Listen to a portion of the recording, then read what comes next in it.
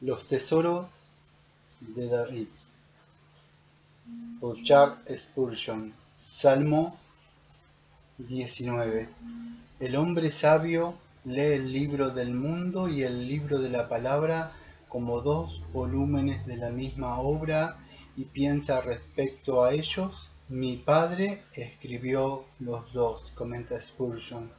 Este salmo forma un contraste perfecto con el Salmo 8, evidentemente compuesto por la noche y debería leerse en relación con él, ya que es probable que fuera escrito aproximadamente al mismo tiempo, y los dos son cánticos de alabanza derivados de los fenómenos naturales y por tanto apropiados de modo peculiar a la vida rural o pastoral, comenta John Manson Gott.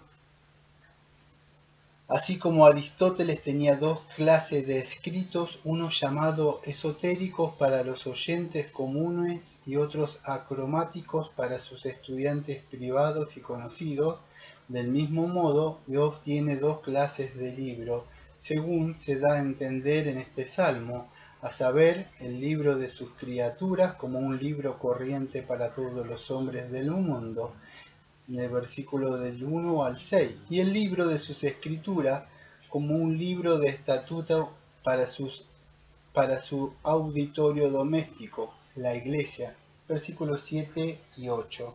Así los cielos declaran esto hacen que los hombres declaren la gloria de Dios a causa de su estructura, movimiento e influencias admirables.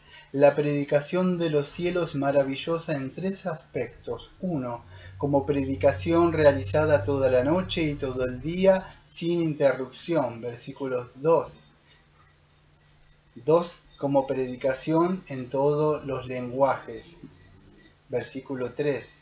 3. Como predicación en todas partes del mundo y en cada parroquia de cada parte, y en cada lugar de cada parroquia. Versículo 4. Son pastores diligentes que predican sin cesar, son pastores entendidos que predican en todas las lenguas y pastores ecuménicos o católicos que predican en todas las ciudades.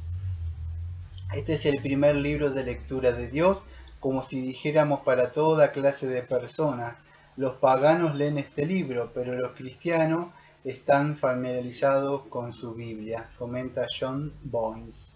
Versículo número 1. Los cielos cuentan la gloria. El libro de la naturaleza tiene tres hojas, el cielo, la tierra y el mar, de los cuales el cielo es el primero y el más glorioso, y con ayuda podemos ver las bellezas de los otros dos. El que empieza a leer la creación estudiando las estrellas empieza el libro en el lugar debido. Los cielos son plural por su variedad, ya que comprenden los cielos acuíferos con sus nubes en formas incontables, los cielos aéreos con sus calmas y tempestades, los cielos solares con todas las glorias del día y los cielos estrellados con todas las maravillas de la noche. Lo que el cielo de los cielos debe ser no ha entrado en el corazón del hombre, pero allí todas las cosas cuentan la gloria de Dios de modo principal. No es meramente gloria lo que declaran los cielos, sino la gloria de Dios. El firmamento anuncia las obras de sus manos. La expansión está llena de obras que muestran la habilidad suprema de las manos creadoras del Señor. En la expansión encima de nosotros Dios hace volar, por así decirlo, su bandera estrellada para mostrar que el rey está en casa, y cuelga su escudo para que los ateos vean cómo él desprecia sus increpaciones. El que mira el firmamento y luego se hace llamar ateo se muestra como un necio y un mentiroso, comenta Spurgeon. Comenta Anthony Burgess lo siguiente: los cielos manifiestan su sabiduría, su poder, su bondad. Así, no hay una criatura, por pequeña que sea, que no admire al Creador en ellos. Como una habitación en cuyas paredes cuelgan espejos, representa el rostro en cualquier dirección en que uno se vuelva. Así también todo el mundo muestra la misericordia y la magnificencia de Dios. Aunque visible, con todo, descubre a un Dios invisible y sus atributos invisibles. comentó Anthony Burgess. Ahora comenta John Bache y dice lo siguiente: durante la Revolución Francesa, Jean Bon Saint-André, el revolucionario vendeano, dijo a un labrador: voy a hacer derribar todas las cúpulas de las iglesias para que no tengáis ningún objeto que os recuerde vuestras antiguas supersticiones. Pero, replicó el labrador, no puedes por menos que dejarnos las estrellas. Versículo número 1 y 2. Podrían presentarse los dos primeros versículos de modo literal de la siguiente manera: los cielos cuentan la gloria de Dios, el firmamento anuncia las obras de sus manos, un día a otro día comunica el mensaje, una noche a la otra exhala el conocimiento, dice Henry Crack. Ahora el versículo 1 al 4 da un comentario a Augusto Tauruc. Y dice así: aunque todos los predicadores de la tierra callaran y toda boca humana cesara de publicar la gloria de Dios, los cielos arriba nunca cesarían de declarar y proclamar su majestad y gloria. Aunque la naturaleza se mantuviera en silencio cuando el sol en su gloria alcanza el cenit en el cielo del azul, aunque el mundo guardara su silencio festivo cuando las estrellas brillan por la noche, con todo, dice el salmista, hablan. Sí, un silencio santo que es un hablar, siempre que hay un oído para escucharlo, comentó Augusto Tolú. Ahora dice Spurgeon, versículo número 2. Un día comunica el mensaje a otro día y una noche a la otra noche declara la noticia. Como si un día emprendiera el relato allí donde lo dejó el otro, y cada noche prosiguiera la maravillosa historia que viene de la noche anterior. Una frase corta de John Boyne es la siguiente: un día habla al otro, es un día enseña al otro. Ahora comenta el versículo 3 John Gatby y dice así, versículo 3: no es un lenguaje de palabras, no diré que la voz de Dios no se oiga.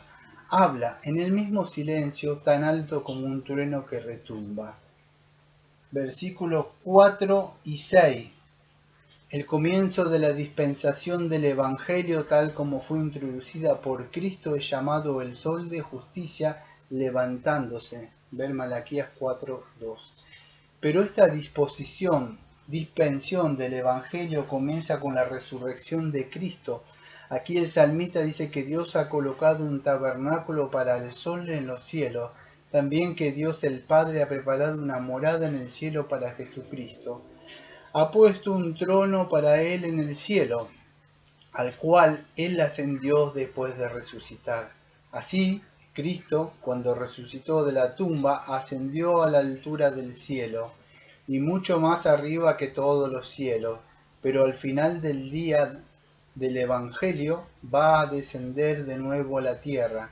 Se dice aquí que el sol al levantarse se alegra como un atleta corriendo su carrera. Así también Cristo, cuando resucitó, se levantó como un hombre de guerra, como el Señor fuerte y poderoso, y el Señor poderoso en batalla, comentó Jonathan Edwards. Versículo número 5, comenta John Boyne y dice lo siguiente: como esposo que sale de su tálamo, Cristo es el esposo, la naturaleza del hombre, la esposa, la conjunción y bienaventurada unión de ambos en una persona en su matrimonio. La mejor manera de reconciliar dos familias desavenida es hacer un matrimonio entre ellas. Así también el Verbo se hizo carne y habitó entre nosotros en el mundo para que pudiera de esta manera hacer nuestra paz, reconciliando a Dios con el hombre y al hombre con Dios. Mi pecado es su pecado y su justicia es mi justicia. El que no conoció pecado, por mí fue hecho pecado, y en sentido inverso, a pesar de no tener nada bueno, soy hecho justicia de Dios, comentó John Boyne.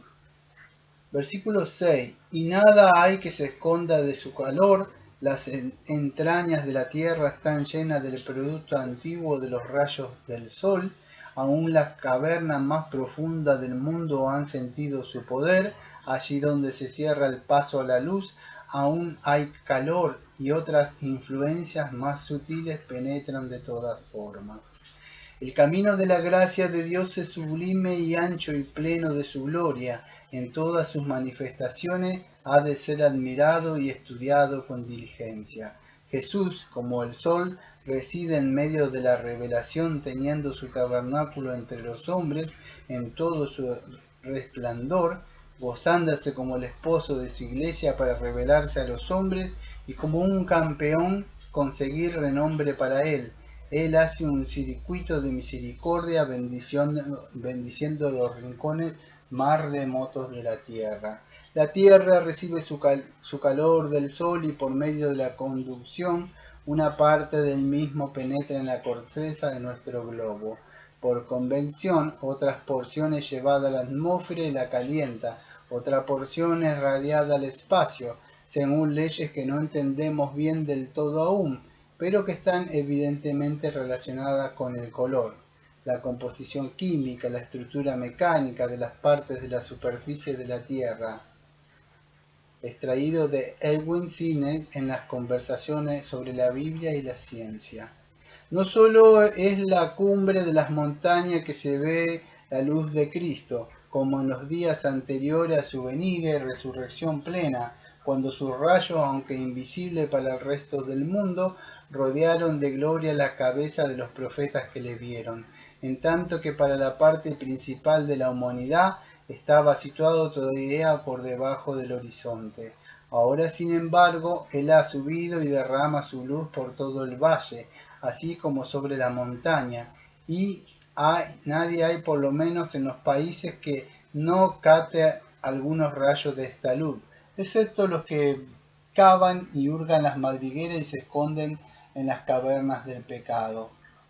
No solo ilumina los entendimientos, sino que ablanda y funde y calienta el corazón, de modo que amará la verdad y producirá fruto de ello, madurará el fruto que ha producido, y esto tanto en la planta más humilde que se arrastra por el suelo, como el árbol más elevado. Comentó Julio Charles Hart. Versículo 7. La ley del Señor es perfecta, por medio de la cual no queremos decir meramente la ley de Moisés, sino la doctrina de Dios, toda la extensión de la Sagrada Escritura. No hay redundancia ni omisiones en la palabra de Dios y en el plan de la gracia. ¿Por qué entonces los hombres tratan de mejorarlo si es perfecto? El Evangelio es perfecto en todas partes y perfecto como conjunto. Es un crimen añadir al mismo, una tradición en alterarlo y un grave error quitar de él. Convierte el alma. El gran medio de la conversión de pecadores es la palabra de Dios. Y cuando más cerca nos mantengamos en nuestro ministerio, mayores garantías tenemos de triunfar en nuestra empresa. Es la palabra de Dios, más bien el comentario sobre la palabra de Dios por el hombre que tiene poder sobre las almas. Versículo número 8. Los mandamientos del Señor son rectos, que alegran el corazón. Nota el progreso, que fue convertido, luego fue hecho entendido y ahora es hecho feliz. Esta verdad hace recto al corazón y luego da gozo al corazón recto, comenta Spurgeon. Qué detestable es el descuido de los cristianos que no se preocupan de la Santa Escritura y se entregan a la lectura de otros libros. Cuántas horas preciosas pasan muchos, y no solo los días de entre semanas, sino también los domingos, en novelas necias, historias fabulosas y poemas lascivos. ¿Y por qué esto? Si no con ellos se alegran y deleitan cuando el pleno gozo se encuentra en estos libros sagrados. Otros libros pueden consolarnos en caso de problemas externos, pero no en contra de los temores internos. Pueden alegrar la mente, pero no quitar la conciencia. Pueden animar y dar chispas de gozo, pero no pueden calentar el alma con el fuego permanente de las consolaciones firmes. Si Dios te da alguna vez oído espiritual para juzgar las cosas debidamente, vas a reconocer que no hay campanas como la de Aarón, ni arpa como la de David, ni trompeta como la de Isaías, ni flauta como la del apóstol. Y vas a confesar con Petrus Damianus que los escritos de los oradores, filósofos y poetas paganos que antes te gustaban tanto, ahora son aburridos y monótonos en comparación con el consuelo de las escrituras, dice Nathanael Arby. Alumbra los ojos, tanto si el ojo está nublado por la aflicción como por el pecado. La escritura es un hábil oculista que te deja el ojo claro y brillante. Mira el sol y te hace cerrar los ojos. Mira lo que es más que la luz del sol, la de la revelación, y te ilumina. La pureza de la nieve puede cegar al viajero alpino, pero la pureza de la verdad de Dios tiene el efecto contrario y cura la ceguera natural del alma. Es bueno observar de nuevo la gradación.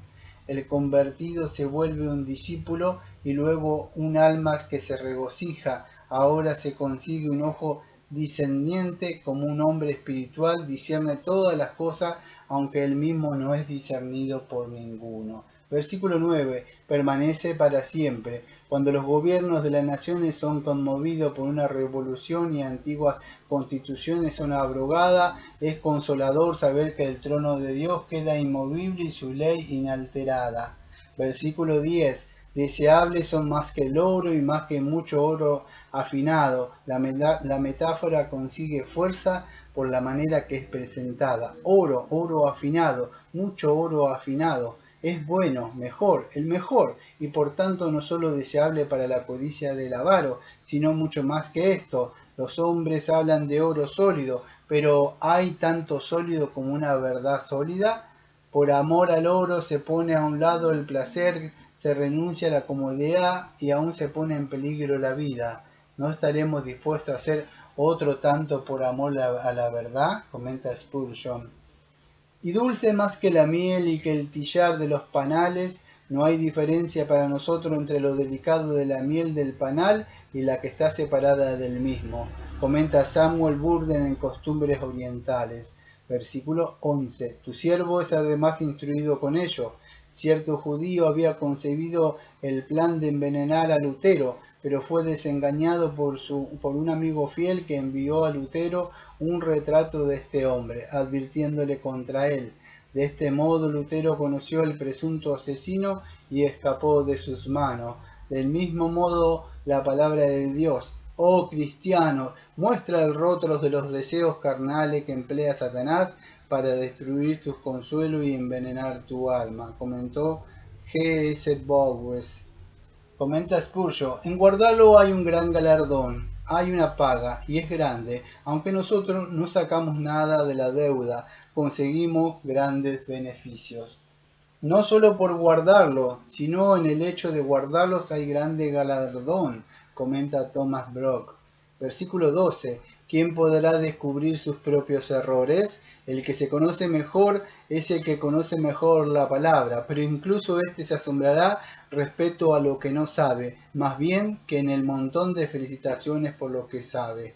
Nadie puede entender sus errores en cuanto a profundidad y fondo. En este punto hay dos cosas a considerar: una concesión, una confesión. Las escrituras afirman que todos nos descarriamos como ovejas. Todo hombre por naturaleza es como un árbol cortado de la raíz, cuyos frutos son comidos por los gusanos. El hombre en sí, en la vida, es como un instrumento musical desafinado que desafina en cada sonido. Aunque no lo entendamos, son muchos, comenta Robert Abbott. Si un hombre no se arrepiente hasta que ha hecho confesión de todos sus pecados al oído de un padre fantasma, si un hombre no puede tener absolución de sus pecados hasta que los ha contado al oído de un sacerdote, y puesto que dice David, nadie puede entenderlo, y mucho menos expresar todos sus pecados. ¡Ay! ¿No se sentirá un hombre apartado del arrepentimiento por esta doctrina? Comentó John Bradford en Mártir. El corazón del hombre es en extremo malvado. ¿Quién puede conocerlo? Dice Abadiah Sedgwick. No hay aritmética que pueda poner número a nuestros pecados. Antes que lleguemos a contar hasta 1000, ya hemos cometido 10.000 más. Comenta Thomas Adam. Límpiame de los que me son ocultos. Los pecados secretos, como los compiladores privados, deben ser buscados, pueden ser pueden causar daños irreparables. Es bueno orar mucho respecto a ello. En el concilio lateranense en la Iglesia de Roma fue aprobado un decreto por el que todo verdadero creyente debe confesar sus pecados, todos ellos por lo menos una vez al año, y añadieron al decreto de esta declaración que no hay esperanza de perdón si no se cumple este decreto. ¿Qué hay que pueda compararse en absurdidad a un decreto así? ¿Suponen que pueden contar sus pecados de modo tan fácil como cuentan sus dedos? Comenta Spurgeon. Desgraciado hombre de mí, dice Pablo, ¿quién me librará? Verdaderamente, hermanos, el suyo no era pecado fuera, sino en casa, no al exterior, sino dentro. No era el pecar de Pablo con los hombres, sino el pecar de Pablo dentro de Pablo. Como Rebeca estaba cansada no debido a sus problemas exteriores, sino dentro de su propia casa, las hijas de Ed, dentro de la casa, le hacían la vida penosa. Del mismo modo, la irrupción privada y secreta de la corrupción dentro de Pablo era la causa de su turbación que daba motivo a su deseo y exclamación. ¿Quién me librará? Comentó Obadiah Sedgwick. Algunos pueden ver y no ven, como Balaam. Otros quisieran ver y no pueden, como el eunuco.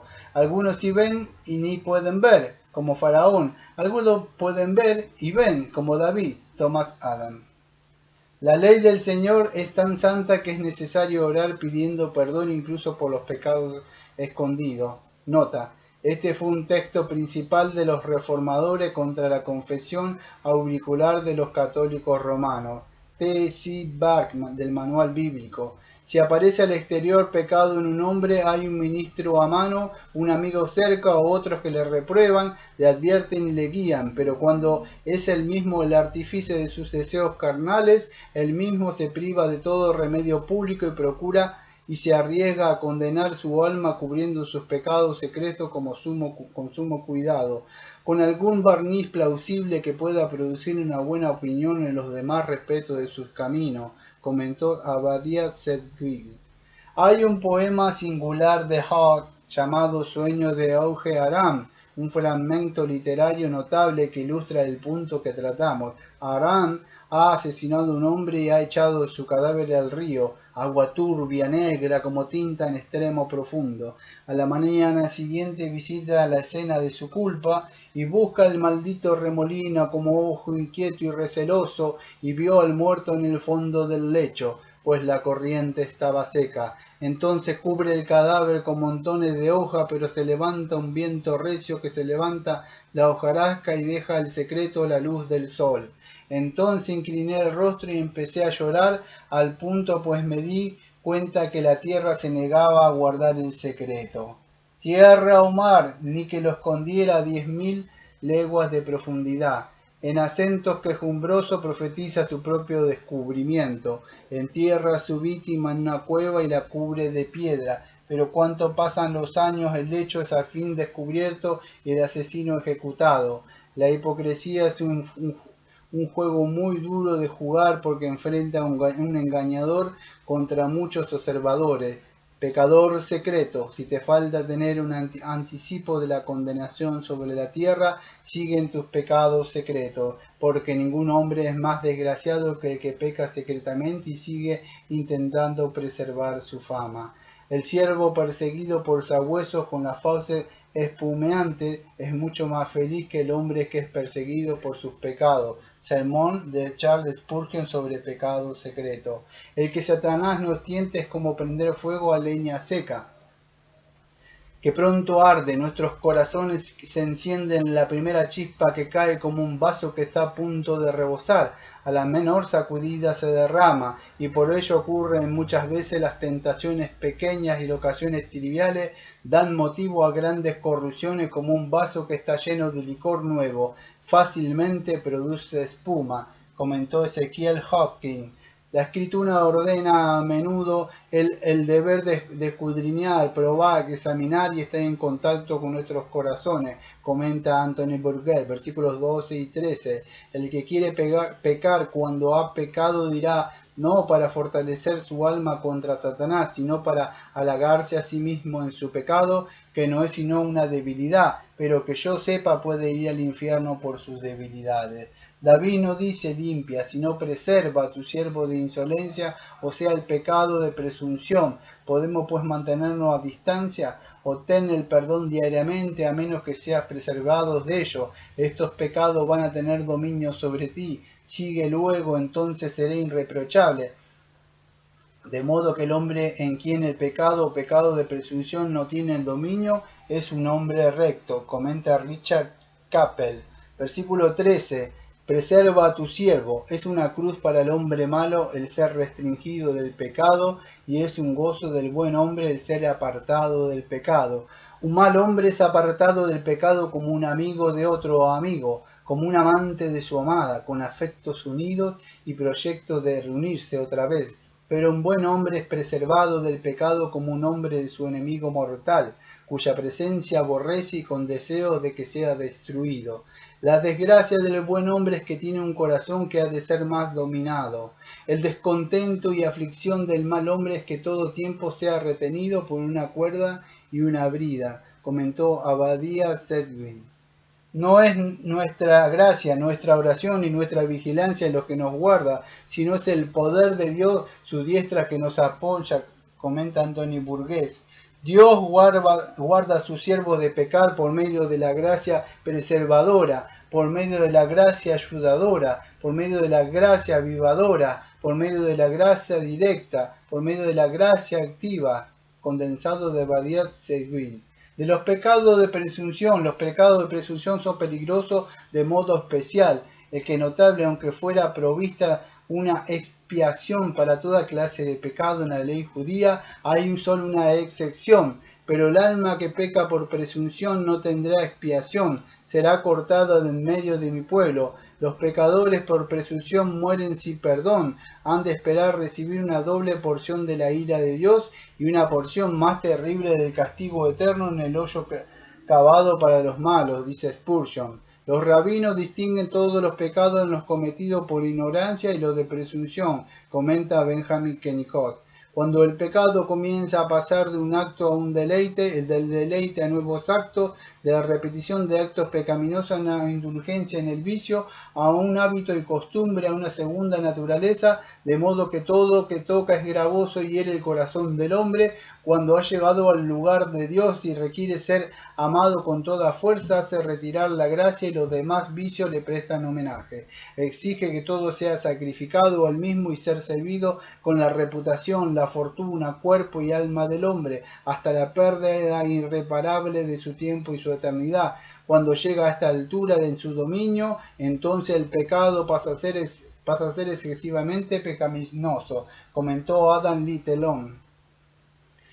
Que no se enseñoree de mí. Todo pecado, aunque sea pequeño, puede acabar dominando al pecador, derrotarle con el tiempo, pero el pecado de presunción, a causa de una gran alteración en el estado del alma al instante y en un solo acto, avanza de modo terrible, debilita el espíritu, da una ventaja inmensa a